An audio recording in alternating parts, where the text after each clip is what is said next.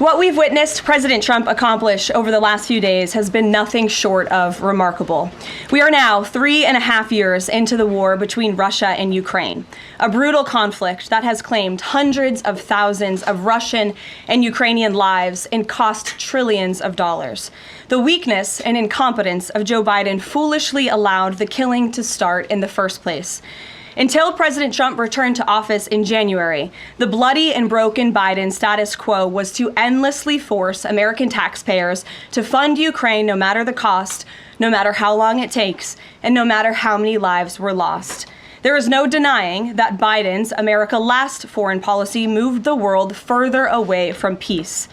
President Trump rejected that failed approach, and instead, over the last 7 months, has relentlessly pursued peace throughout his second term. And thanks to President Trump's efforts, we finally have movement after years of deadly gridlock. On Friday, as you all know, many of you were there, President Trump hosted Russian President Vladimir Putin in Anchorage, Alaska, for a bilateral meeting. This was the first time President Putin has been to the United States since 2015, and the first time he has met with an American president in years. President Putin publicly confirmed what President Trump has said all along.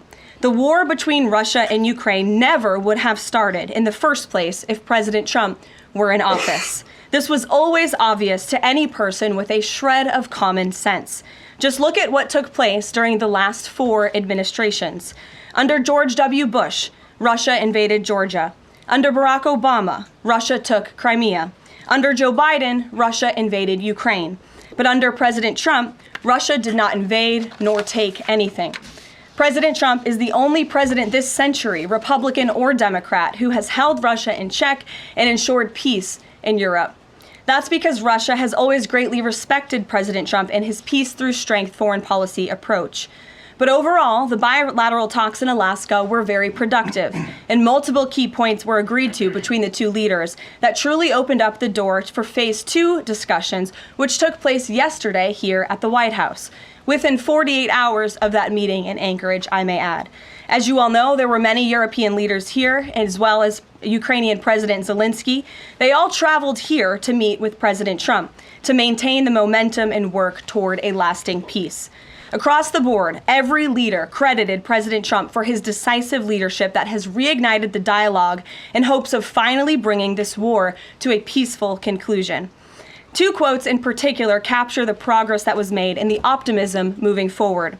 Finnish President Alexander Stubb said, "I think in the past 2 weeks, we've probably had more progress in ending this war than we have had in the past 3.5 years. Again, that is the president of Finland, a country that shares a border with Russia. That's what we call the President Trump effect. NATO Secretary General Mark Rutte also summed it up well. Without President Trump, this deadlock with Putin would not have been broken. He is the only one who could do this." Following the encouraging conversations yesterday, President Trump spoke with President Putin by phone, and he agreed to begin the next phase of the peace process, a meeting between President Putin and President Zelenskyy, which would be followed, if necessary, by a trilateral meeting between President Putin, President Zelenskyy, and President Trump. As the president said, Vice President Vance, Secretary Rubio, and Special Envoy Witkoff will continue to coordinate with Russia and Ukraine to make this happen as soon as possible. It's very important to remember that before President Trump's landslide victory last November, there was no end in sight to this bloodshed. Now, there may finally be light at the end of the tunnel and an opportunity for lasting peace. That's because President Trump is the peace president, and American leadership is back on the world stage. It should not be lost on anyone in this room that world leaders are coming right here to Washington, D.C. for help. While previous presidents have traveled halfway around the world to apologize for America, President Trump stands up for America, and he has firmly restored America's status as the undisputed leader of the free world. However, one thing that has absolutely not changed is the media's negative and downright false coverage of President Trump and his foreign policy accomplishments. From the beginning of this entire process, much of the left-wing media has been actively rooting against the President of the United States in the pursuit of peace. Initially, the media ridiculously claimed that President Trump was somehow beholden to Russia for even agreeing to have a face-to-face discussion with President Putin inside of the United States. The media said President Trump was making a grave mistake by, quote, legitimizing Putin. They were aghast that President Trump would treat another world leader like a world leader. The media relentlessly attacked President Trump and claimed he suffered a, quote, major defeat for not immediately emerging with a final agreement, even though he said heading into that meeting, this was a meeting to listen and to understand how to move the ball forward.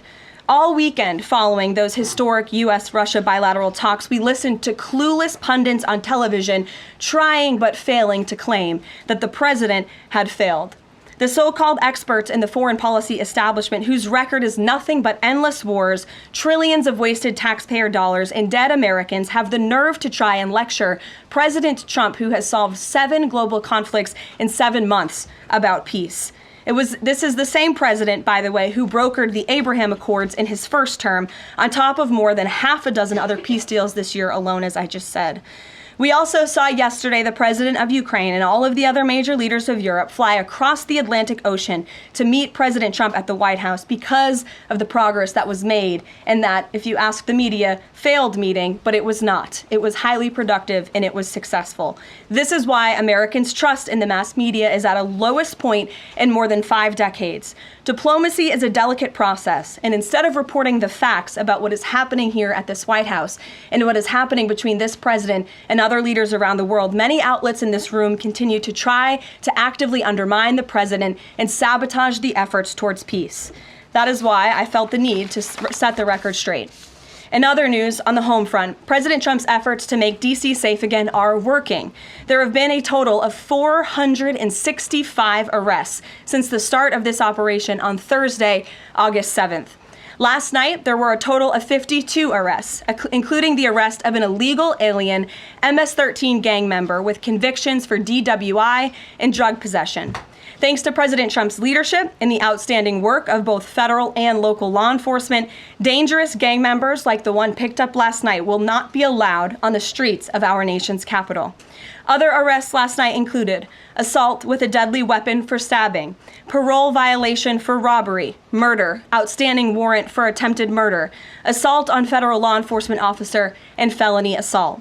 4 more homeless encampments were also removed during yesterday's reporting period. To date, a total of 48 homeless encampments have been cleared in Washington, D.C. by multi-agency teams. MPD patrol units are actively working with city officials to locate and clear additional encampments and remove homeless residents off of Washington's streets. And despite fake narratives from the media, again, a significant number of the arrests have been in high-crime areas of D.C. In fact, nearly half of all of the non-illegal alien-related arrests have occurred in wards 7 and 8, the 2 wards that have the highest number of violent crime, as well as homicides and assaults with dangerous weapons last year. So while Democrats continue to coddle violent criminals, President Trump and this administration are focused on putting them behind bars and unapologetically standing up for the safety of law-abiding American citizens. And the White House will continue to provide all of you with the results of this operation in the days ahead. So with that, I will take your questions today. Here in our new media seat today, we have Jack Posobiec, who joined us in Anchorage, Alaska last week. Jack, thanks for being here. Why don't you kick us off?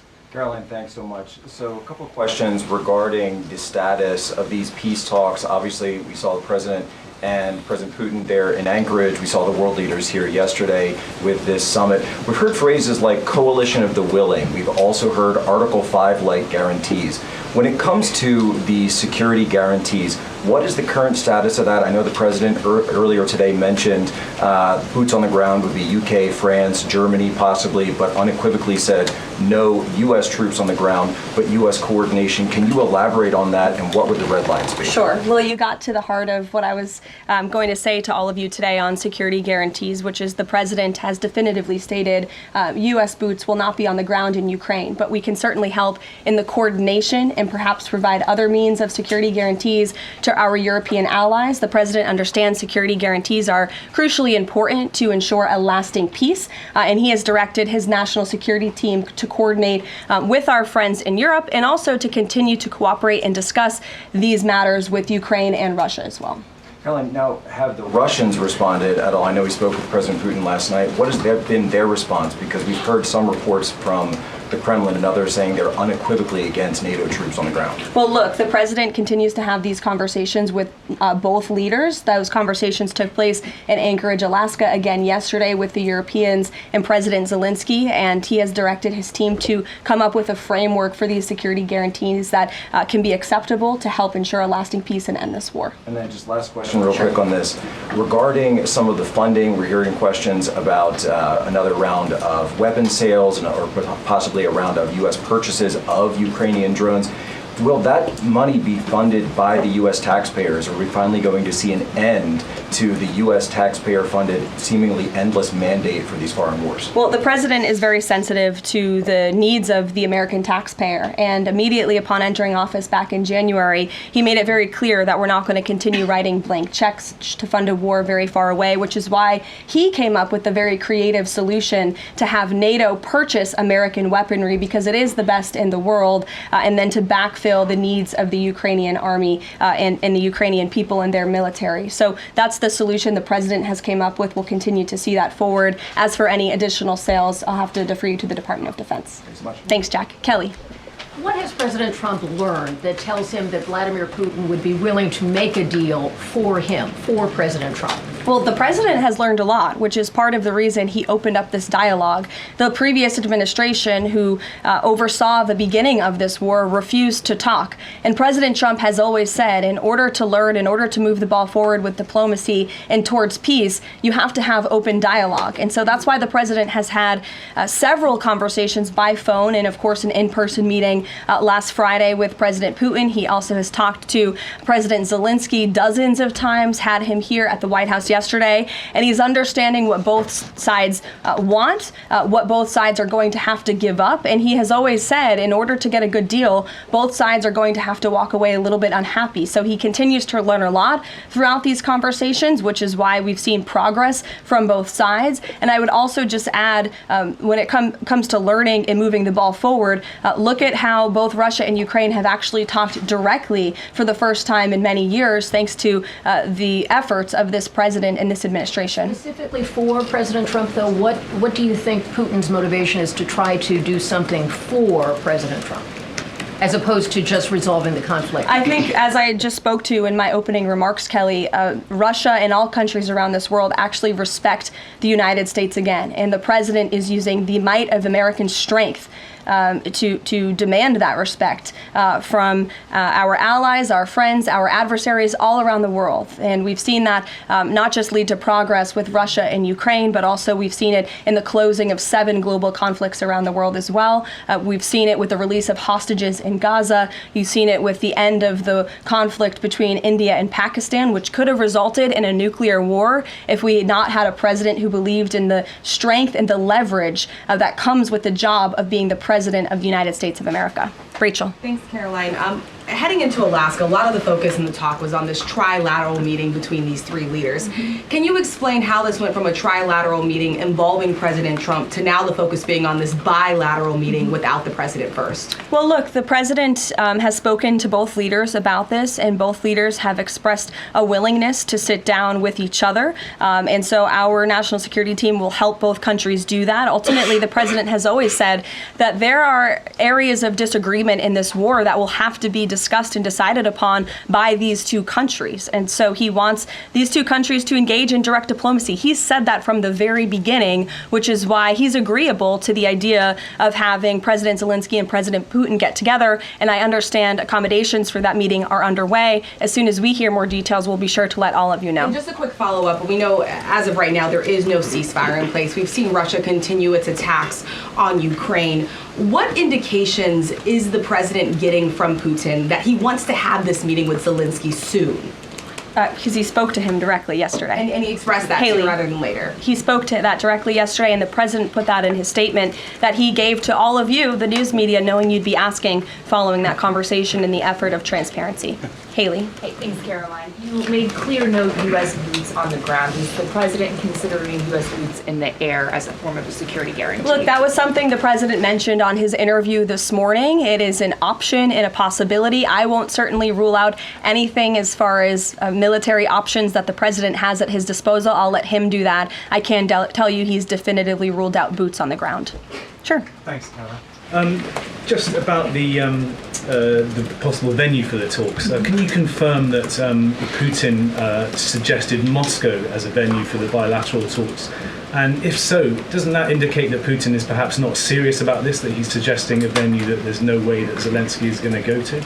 Look, I'm not going to litigate the private conversations between the president and President Putin, aside from what the president himself has already spoken on. But I can tell you there are many options that are being discussed by our national security team right now with both parties. Can you give us an indication of where? I just told you we'll provide you details as soon as we can. Thank you for trying, though. Libby. Thank you, Caroline. I wanted to ask about the National Guard troops. How is the White House coordinating with how they're being placed in D.C., what areas?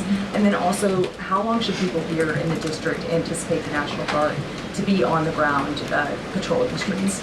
I don't have a timeline for you, Libby, but we will keep you posted on that. I think the president, as you know, and this administration, he came to this briefing room with members of his cabinet to lay out the rationale and the reasoning for federalizing the National Guard here in Washington, D.C., and for our work with the Metropolitan Police Department to make our district safer. We've seen violent crime has taken the lives of far too many residents here in our nation's capital, and the president wants to make it safe again.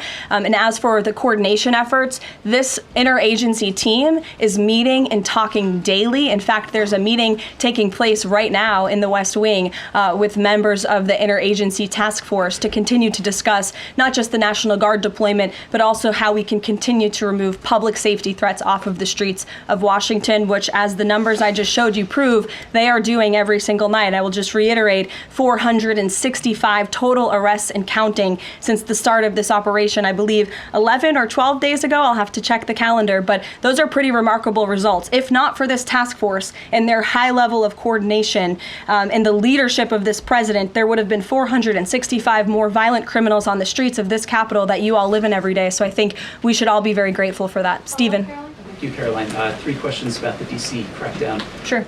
First, I was wondering if you could clarify something President Trump said. He mentioned getting rid of the slums where criminals live. Was he talking about tents or permanent residential buildings? And then the mayor has expressed an interest in clarifying how much of a focus illegal immigration enforcement is as part of this crackdown. Can you say anything about that? Sure. And third, any preview on the beautification? 3 questions. I'll try to answer all 3 of them pointedly for you. First, when it comes to what you said, and the president said, the slums of Washington, D.C., he's referring to the most dangerous communities, neighborhoods, and streets in this city where, unfortunately, violence has ravaged these communities and taken the lives of, again, far too many law-abiding D.C. residents. We know on July 5th of this year, just more than a month ago, a 3-year-old beautiful young girl was shot and killed in her car with her family in one of these communities, which is why there has been a surge, despite what many of you have been falsely reporting. And I believe it was the Washington Post who put out a map claiming it to be fact-based when it was just based on, I don't know, accounts that they've heard on the street, not actual statistics and data. So we went and reconfigured the numbers. And as I said, nearly half of all the non-illegal alien-related arrests have occurred in wards 7 and 8 in the District of Columbia, where we know, excuse me, there's the highest rate of crime. So we'll continue to do that. And what was your second question, Stephen? Legal immigration,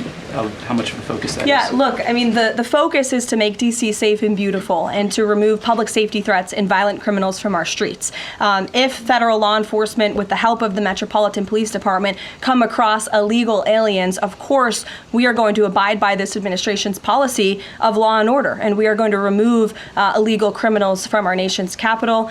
They will be detained and deported, just like they are in every other community across the country. Kristen. First question is, whose idea was it to change the next steps from a trilateral to a bilateral meeting?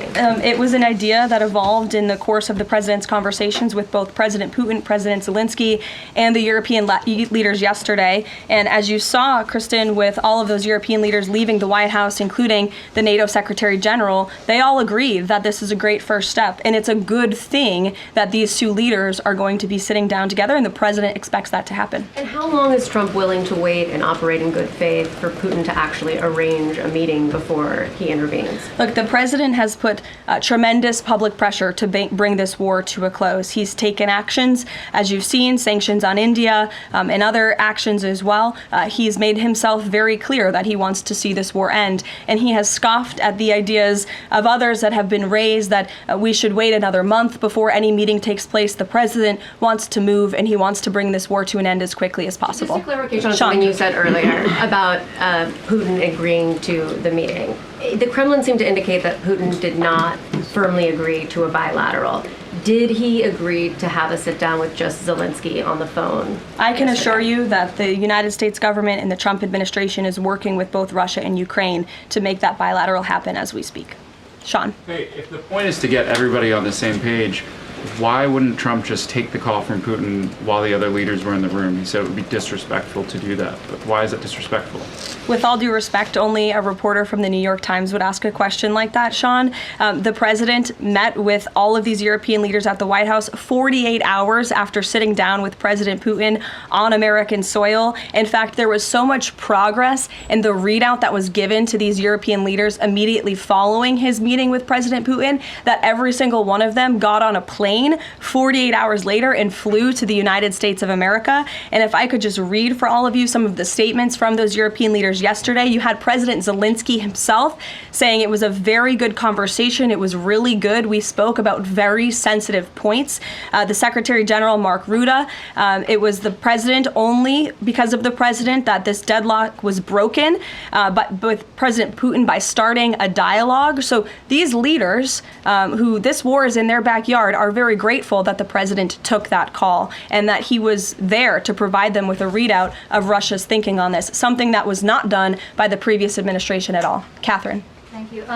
Is the White House looking at Budapest as a possible location? I'm not going to confirm or deny locations. We'll provide you with details as soon as we can. Just following up on Kristen's question, I understand that the White House is working and allies are working to make this meeting happen, but did Putin promise to do a meeting with Zelenskyy, a direct meeting, in the coming weeks? He has, and I just answered that question for you. Franco.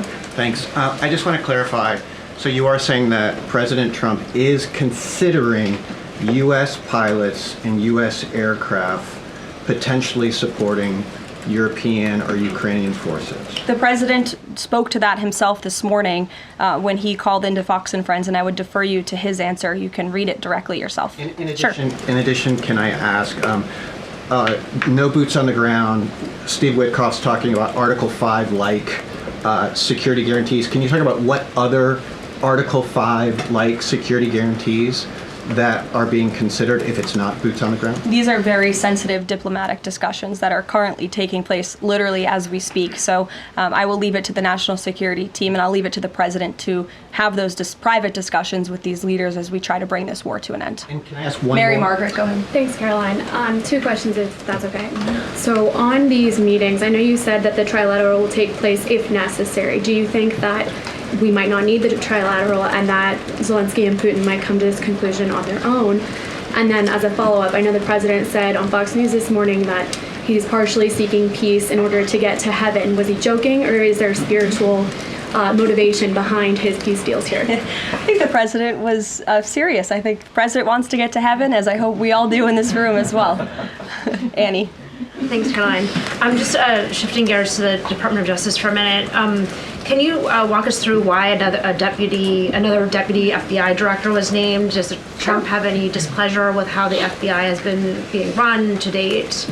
And then I have a question about the antitrust division. No, Andrew Bailey is extremely qualified. As you know, he's been serving with honor as the Attorney General of Missouri, and he's been brought on as another set of very credible and experienced hands to work alongside the current Deputy Director, Dan Bongino, under the leadership of the Director, Kash Patel, and the Attorney General, Pam Bondi. And the FBI has been doing a tremendous job. We've seen their agents out on the streets as part of this interagency task force here in Washington. But the crime that they've been stopping here in Washington, they've been doing this for 7 months all across the country. In fact, there's been 19,000 arrests by the FBI nationwide. That's more than double last year in the same time period.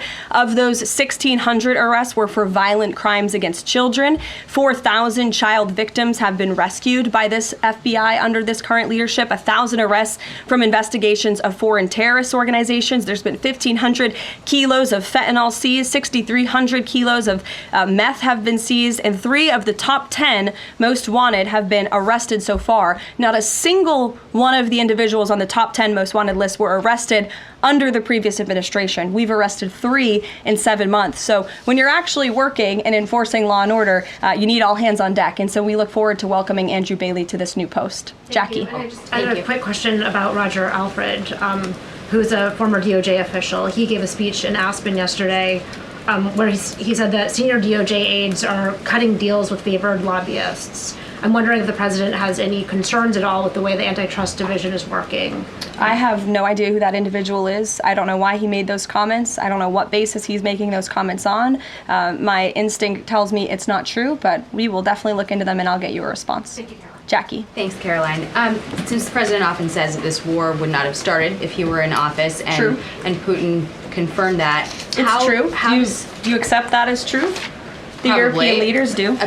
Well, and President Putin himself said that, by the way. He did say that. The question I have, though, is what is the president going to do to ensure that these security guarantees last beyond him into the time when he is no longer president? And does that have to involve Congress at all? Well, he understands the need for that, which he spoke to yesterday. And what's he going to do? It's why he's engaging in so many talks and so many conversations with both sides of this war with our European allies. It's why on the way home from Anchorage, Alaska, very late at night, when I know many of you on the press plane were sleeping and many staff were sleeping, the president himself was still awake at 2 o'clock in the morning talking to European leaders and NATO about how we can ensure a lasting peace and bring this conflict to an end. He has expended an incredible amount of time, energy, and effort into bringing this war to an end, and he remains determined to do that.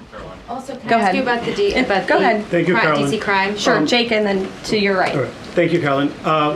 Which of the half dozen peace deals that the president's pulled off would you say he's the most proud of? And then I have another question. That's a good question, Jake. I'll leave that to the president to answer. I think he's proud of all of the peace deals that he's been able to achieve. You saw the president of Armenia and the head of Azerbaijan both at the White House just a couple of weeks ago. The president, I know, very much enjoyed spending time with them and helping to bring that conflict to an end. He very much enjoyed his time with leaders of Rwanda and the Democratic Republic of the Congo in the Oval Office, talking to them about bringing that decades-long war to an end. India and Pakistan. He used trade in a very powerful way as leverage to bring that conflict to an end. So I know he's very proud of all of these achievements, and I know he's very honored to serve as the President of the United States and to restore peace around this world. Go ahead. So you mentioned Armenia and Azerbaijan. That's a conflict that, I spent time in the Southern Caucasus covering that. And, a conflict of over 30 years, and he resolved it in just a couple of months. Mm-hmm. Are there other conflicts that the president's working on right now that are off the radar screen that we should be tracking?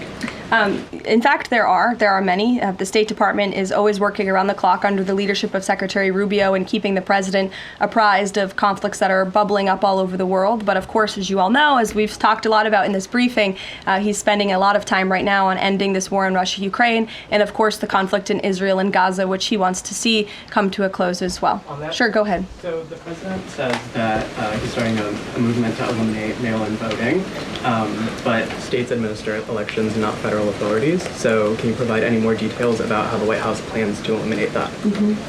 The White House continues to work on this, and when Congress comes back to Washington, I'm sure there will be many discussions with our friends on Capitol Hill and also our friends in state legislatures across the country to ensure that we're protecting the integrity of the vote for the American people. And I think Republicans generally and the president generally wants to make it easier for Americans to vote and harder for people to cheat in our elections. And it's quite mind-boggling that the Democrat Party could stand in opposition to common sense. He wants to ensure election integrity.